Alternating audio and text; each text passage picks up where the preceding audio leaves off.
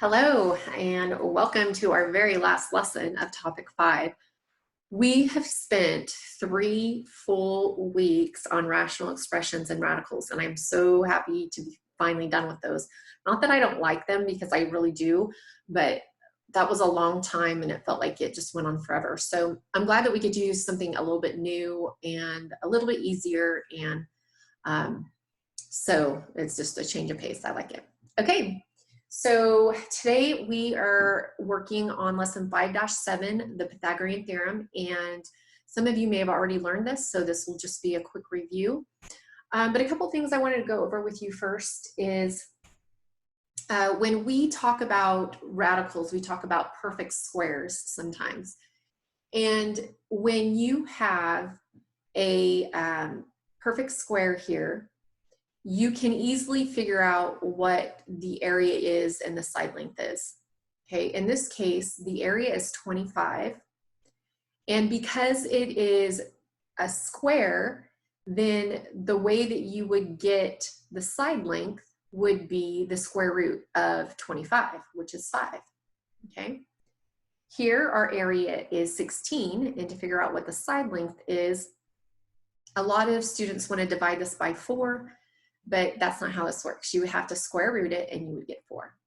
And then here, the area is 9 and the square root of 9 is 3, so the side length is 3. This is what we call a Pythagorean triple. So all that means is that when you have the side lengths of 3 and 4, then you will always have a hypotenuse of 5, and those are all whole numbers. Okay, we didn't have to write it. We don't have to write it into a radical form. So using this example here, and then these formulas, which I'm going to go over, we're going to practice using the Pythagorean theorem. Okay, the typical formula for Pythagorean theorem is a squared plus b squared equals c squared, which is this bottom one right here. Okay, a squared plus b squared equals c squared. However, a lot of times we use this if we have 2 legs of the triangle. Okay, so this is a leg, this is a leg, and this right here is your hypotenuse. Now, other than the fact that it is called the slanted line, there is another way, just by looking at numbers, where you can tell which one is the hypotenuse. And that's over here. So A I have as leg 1, B as leg 2. It doesn't really matter which one's 1 or 2. And then C is your hypotenuse. And it is always the longest side. So that's how you can tell the difference between a hypotenuse and one of the sides of your triangles, or one of the legs of your triangles. Okay, so that's how you can, if you're just given numbers, that's how you can figure out where to place everything in your formula. So for example, if you're looking for side B, you could use this. You could take the hypotenuse minus one of the legs to get the other leg. And then another way is, which is really what we're doing, is you could take the side and set it equal to, so in this case, the hypotenuse, maybe we don't know what that is, we can set it equal to the square root of a squared plus b squared, which is what you're actually doing in the math. Okay, so I'm going to use a couple of different examples as we're going through this, just to kind of show you how it works. But this one, if we wanted to say, okay, we have a side that is 3 inches, a side that is 4 inches, and a side that is 5 inches. Let's see if this is a true right triangle. Okay, I could use the formula a squared plus b squared equals c squared, where A and B are my 2 legs and my hypotenuse represents C. Okay, so 3 squared plus 4 squared, actually we'll do 4 squared plus 3 squared because that's what I said over here, equals 5 squared. And to check to see if this is a right triangle, the left side should match your right side. 16 plus 9 should equal 25. And 25 equals 25 because 16 plus 9 is 25. And so that checks out. That is a right triangle. Okay, so let's go ahead and put this information into practice. Example 1, we're going to find the length of the hypotenuse of a triangle with legs that equal 6 inches and 8 inches. So I have 6 inches here, I have 8 inches here, and I want to find C, my hypotenuse. Okay, so what I'm going to do is I'm going to use this formula right here and this formula right here. So I'm going to do it 2 different ways. So the first one is a squared plus b squared equals c squared. So I'm going to take 6 squared plus 8 squared. Okay, 6 squared is 36. 8 squared is 64. Okay, 36 plus 64 is 100. And then a lot of times people want to stop and say the answer is 100. But no, the answer to c squared is 100. I just want to know what c is by itself. Well, to get rid of a square, you square root it. So to make that c squared a c, I have to square root it, and it becomes c. Because c squared inside of a radical symbol is c times c. And when we group those together, we can pull out a c, and that's how we get this right here. Well, if I square root my c squared, I have to square root my 100. And so I end up with 10 as c. So my hypotenuse is 10, okay? Now I am going to show you using this formula up here also. And then you can end up just using whatever method works best for you. I just always use a squared plus b squared equals c squared and then move around for my equation. Okay, so we're trying to figure out the hypotenuse. And we have 6 squared plus 8 squared. Now notice that we took the square off the c and we put the square on here. So basically we square rooted this and we already have this under a square root symbol. So we eliminate this step over here. So c equals the square root of 36 plus 64.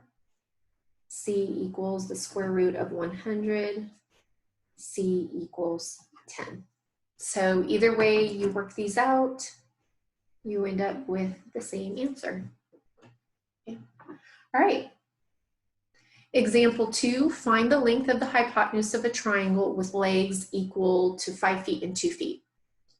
Okay, so this is my hypotenuse, so that's C.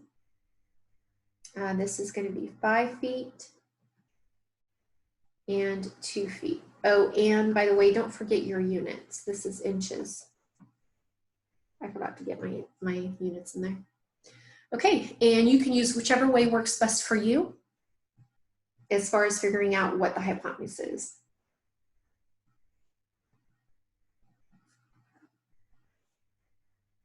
Oh, that's a 12.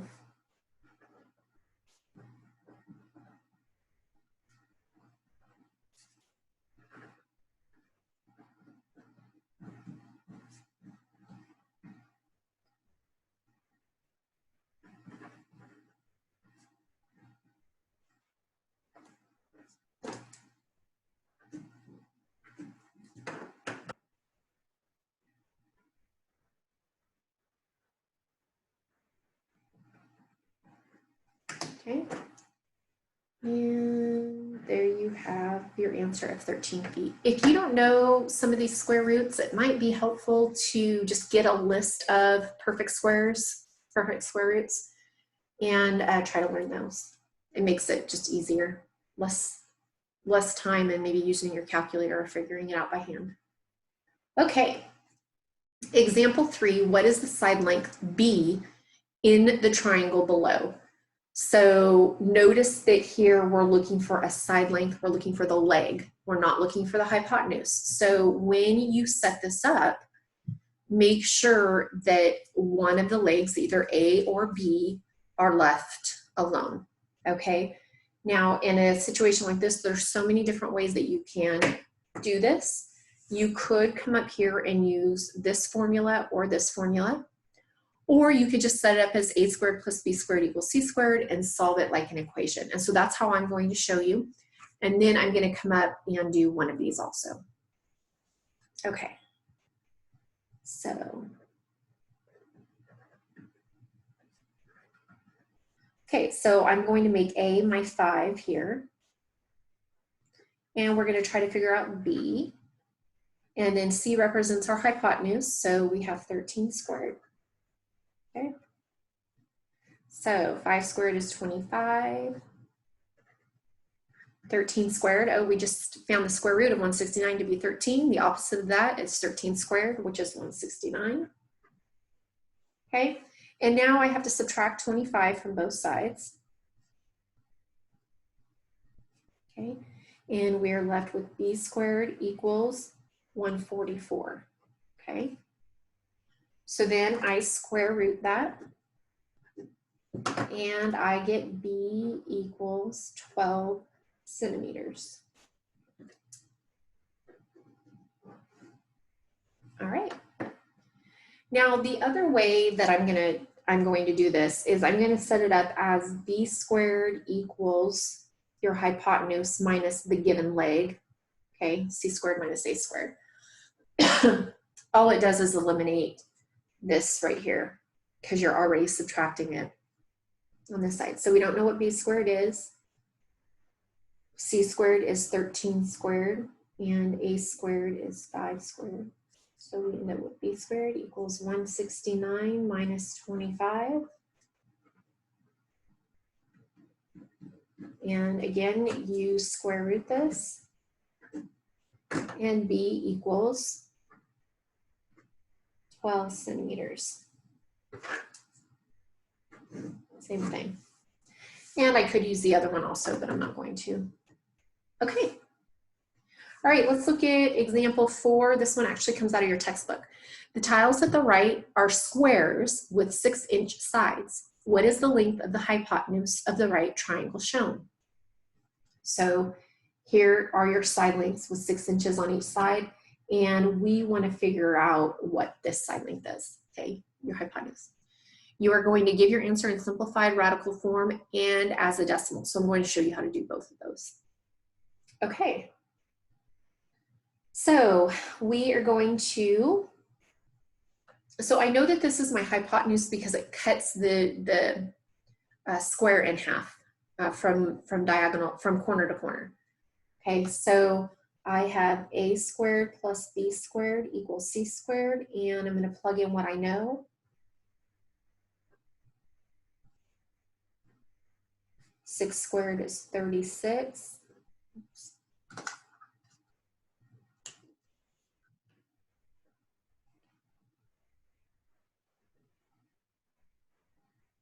Okay, 36 plus 36 is 72. And now I need to find the square root of 72. Now, if you know your perfect squares well enough, you should know that 72 is not a perfect square.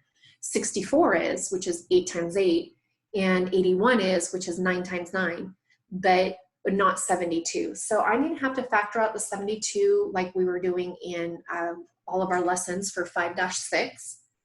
So I have 72 here. I'm going to factor out 8 and 9, 2 and 4. Bye. Love you too. 2 and 2, and then 3 and 3. Okay. So I have 2 times 2 times 2 times 3 times 3 is going to give me C. So I lost my train of thought. Okay, so I'm going to circle my groups of 2. And I pulled 2 and 3 out, so I end up with 6. Square root of 2, and this is in inches. Okay, 6, that looks funny. 6 square root of 2 inches. Now, that's my answer for it in simplified radical form. However, when we're doing measurements, we don't say, oh, the measurement of the diagonal of this square is 6 square root of 2 inches. We just don't do that, right? So it's good to be able to figure out the decimal equivalent because that's what real life is. So I am going to show you using your calculator and using the phone how to do this. And I have an iPhone. And if you need help, like if you need, you can write the little numbers at the top and I'll tell you what those are. So the first thing I'm going to do is I'm going to use my calculator, okay? So I'm trying to figure out the decimal equivalent of 6 square root of 2. So the first thing I'm going to do is I'm going to type in my coefficient, 6, okay? So I type in 6, and then I am going to type in the multiplication symbol, so 6 times, because really 6 square root of 2 is 6 times the square root of 2. Now on my calculator, my square root symbol, I have 2 square root symbols. One is right here, and I know you can't see it, but it is a square root symbol with a little x as the index. You don't want to use that one. I'm going to use the one that's above my x squared, which is just a regular square root symbol. So I have to press the second function button and the square root because it's not on a button in white. It's as a second function.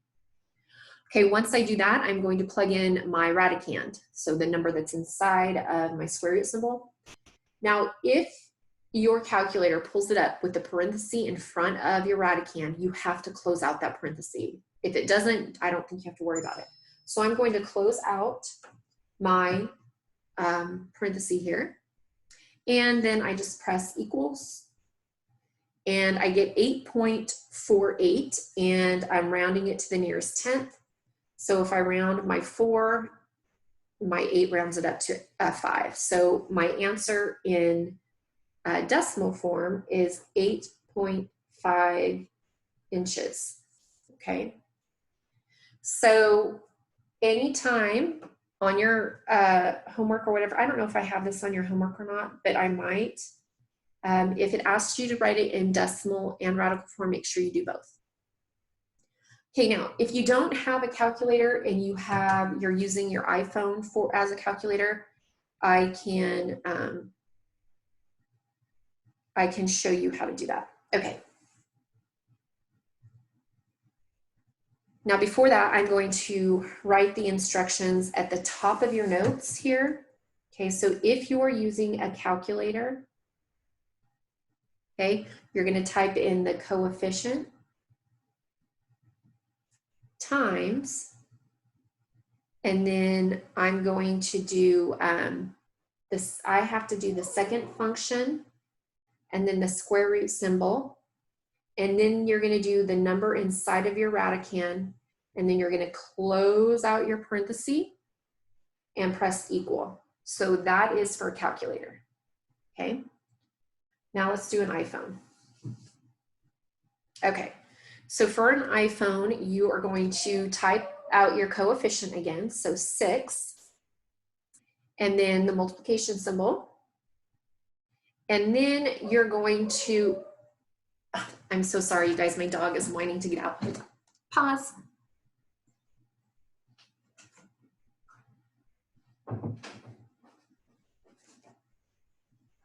Okay, nobody really wants an interruption in their video, but I'm sorry about that. So I typed in my coefficient, the multiplication symbol, and then the you want to open up a parenthesis. So press the parenthesis, and then you're going to type your radicand. So mine is 2, and then you're going to type the square root symbol, and make sure that you type this one right here. It's this x with an index of 2. Okay, so that gives you the square root of 2, and then you need to close out your parenthesis and then press equal. And you get the same answer as we did with the calculator, 8.48, which rounds to 8.5. Okay, so if you are wanting to write that down, so for an iPhone,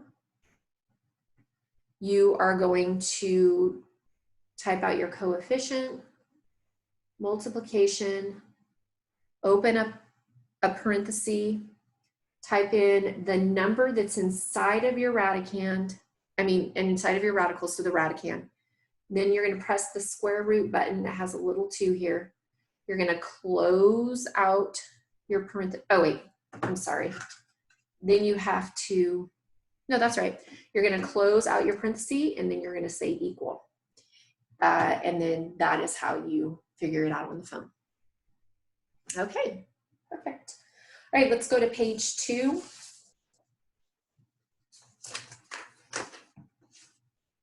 Okay. So, example 5, find the missing measurement. So you have A and you have C, which means that you're missing B, which is a leg. So you can set it up as A squared plus B squared equals C squared. Or you could set it up as B squared equals C squared minus A squared. So you use whichever one you want.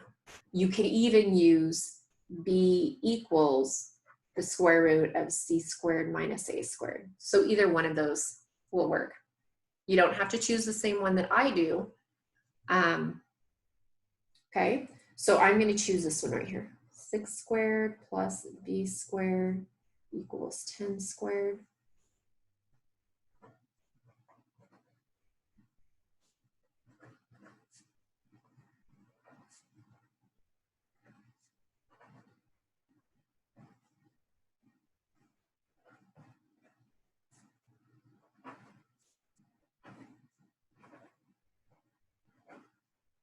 Okay, and that's what you should have gotten this one.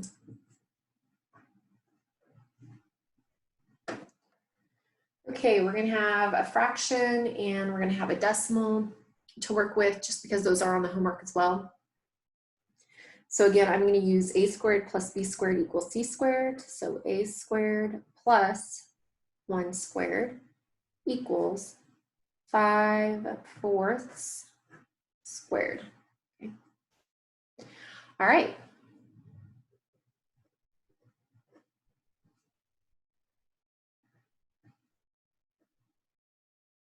So 5/4 is the same as 5/4 times 5/4, which gives you 25/16. And I know that a lot of you don't like working with fractions, but I know that's how it is. Okay, so I'm going to subtract 1 here. And then I'm going to subtract 1 from 25/16. But I'm going to use 16 as the number instead of 1. So I would subtract 16/16. Okay. So really what I'm doing is A squared equals 25/16 minus 16/16. And the reason I do that, and some of you may know, and that's awesome, 16/16 is 1. Any number over itself is 1. So since I have to subtract 1, I might as well use a fraction that has the same denominator so that it's easy to subtract. Otherwise, I have to find common denominators and all that stuff. So I end up with A squared equals 9/16, okay? And I have to square root this. Okay, and on our last lesson, we learned how to divide with square roots. So it's the same thing as taking the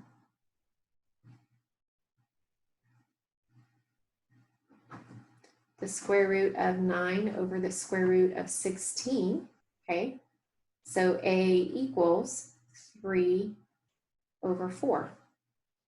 Okay, because the square root of 9 is 3 and the square root of 16 is 4. And that is your answer. All right. Find the missing measurement, give your answer in simplified radical form and as a decimal rounded to the nearest tenth. So this one's not going to be a perfect square. So we have A squared plus B squared equals C squared. And so now I'm going to plug in my numbers, 3 and 6.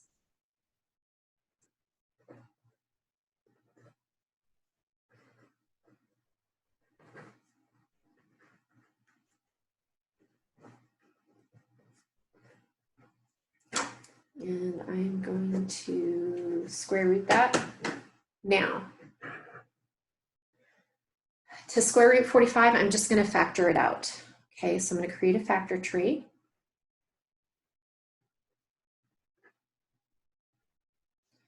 Okay, so we have the square root of 3 times 3 times 5 equals the square root of c squared. And I'm going to pull out a group of 3s, and I have a 5 left over, so the 3s come out as 1 3, and the 5 stays in. So 3 square root of 5 equals c. Okay. Now, taking whatever device you're using to find the decimal equivalent, okay, we do 3 times the square root of 5, and I got 6.70, which is just 6.7. Okay, so both of these are your answer. Yep. All right. Now we are going to work with decimals. Anytime you're working with decimals like this, I would probably use a calculator. And don't try to guess because, and I'll show you why. So I am given 0.3 and 0.4 as my A and B.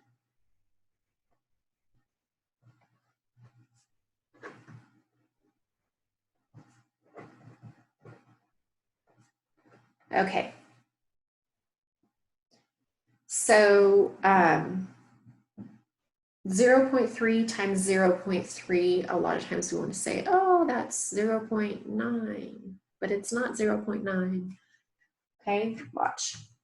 On my calculator, I'm going to take 0.3 and I'm going to press the x squared button on my calculator. You should have one too, okay? And that gives me, press equal, 0.09. Because remember, you have to move it over 2 decimal places because you have 2 decimal places in your problem.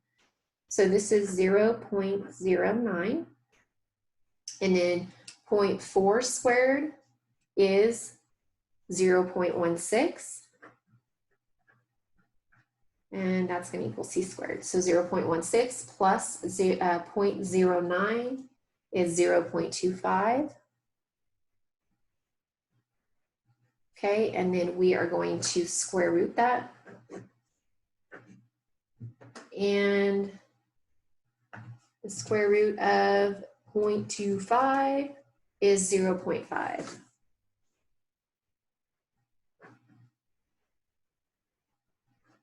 Okay, and that's your answer. Okay. All right. A banner shaped like a right triangle has a hypotenuse of length 26 feet and a leg of length 10. So a lot of times people will write, like draw out their image if they can't figure out what is actually taking place. So if you would like to do this, you can. Okay, so a right triangle has a hypotenuse of 26 and a leg of 10. Okay, so we are going to be finding B. That's what, or A, whichever one you want. So I'm going to go ahead and write this out.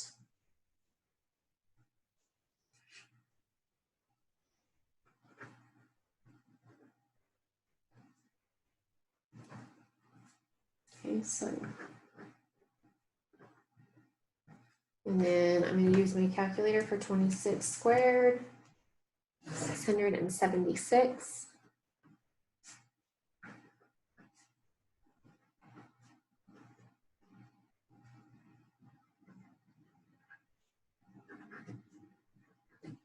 Okay.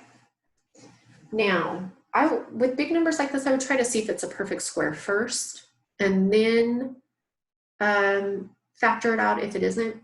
So I'm going to take the square root of 576, and it's 24.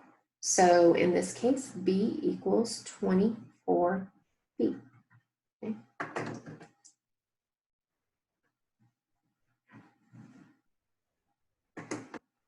All right, last problem. The bases in a softball diamond are located at the corners of a 3,600 foot square.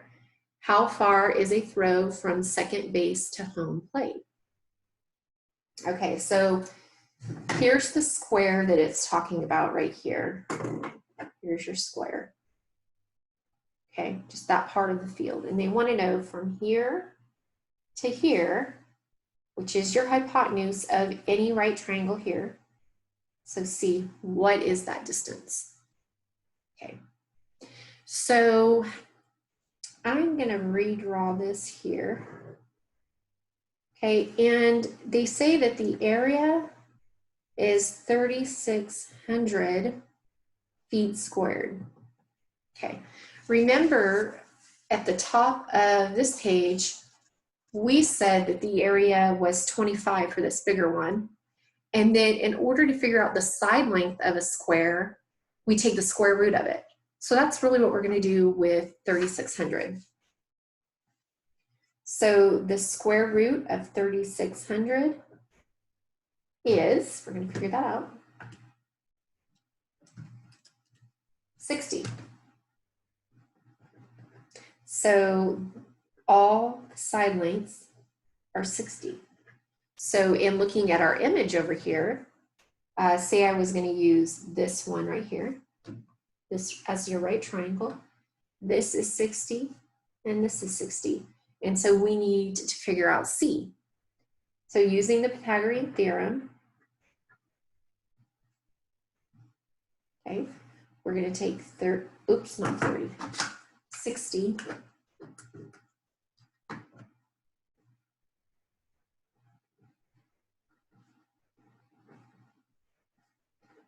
Okay, we already know what 60 squared is. 60 squared is 3,600, which is the opposite of what we did down here. So we have 3,600 plus 3,600. And we end up with 7,200. And we have to square root that. Okay, now I do not believe that 7,200 is an even number. It's not. Okay, so I am going to factor this out because I want it in radical form and then I want it in decimal form. So I'm going to take 7,200 and 7,200. What did I do over here? Okay, we have 72 times 100. And I know that 100 is a perfect square, so that goes out to 10 times 10, so I'm going to leave that there. Then 72 is 8 times 9, and 9 is a perfect square at 3 times 3. And then you have 2 times 4 and 2 times 2. Okay, so if you were wanting a shortened version on how to factor more easily rather than going all the way down to prime numbers, this is how. So I'm going to take this, and I have 2 times 2 times 2 times 3 times 3 times 10 times 10. I did not factor my 10s any further because they're already going to group up into 10. And so, okay, so I can pull those 3 out, 2 times 3 times 10, and I'm left with just a 2 on the inside. So this is 60 square root of 2 is the total distance in simplified radical form. Okay, so we had 84.9 here when I did the square root of 7,200. And so we should get the same amount when we do 60 square root of 2. So if we factor it out right, it should be the same. So 60 times the square root of 2 equals 84.9. So 84.9 feet. And this is also in feet. So this would be your final answer. Okay. All right, so that is it for the Pythagorean theorem. If you have any questions, just email me or drop by on one of our Zoom meetings. And it's pretty quiet during our Zoom meetings for those of you who don't attend. Everybody's just pretty much working and they ask me questions as they go. So feel free to stop by. All right, you guys, I will see you all later. Bye.